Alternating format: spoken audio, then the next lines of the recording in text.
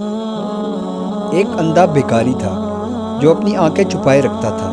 اس کا سوال کرنے کا انداز بڑا عجیب تھا۔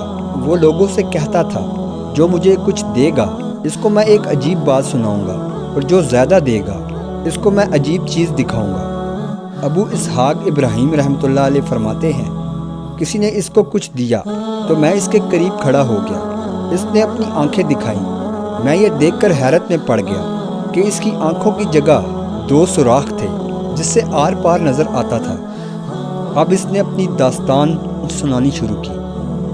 میں اپنے شہر کا نامی گرامی کفن چور تھا اور لوگ مجھ سے بے حد خوف زدہ رہتے تھے۔ اتفاق سے شہر کا قاضی بیمار پڑ گیا۔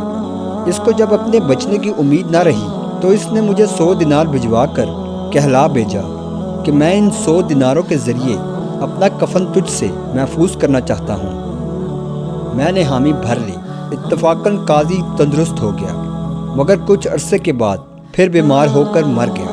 میں نے سوچا کہ وہ عطیہ تو پہلی مرض کا تھا، لہٰذا میں نے اس کی قبر کھود لی۔ قبر میں عذاب کے آثار تھے اور قاضی قبر میں بیٹھا ہوا تھا۔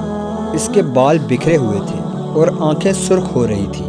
اچانک میں نے اپنے گھٹنوں میں درد محسوس کیا اور کسی نے میری آنکھوں میں انگلیاں ڈال کر مجھے اندھا کر دیا اور کہا، اے دشمن خدا، اللہ تعالیٰ کے بندوں پر کیوں مطلع ہوتا ہے؟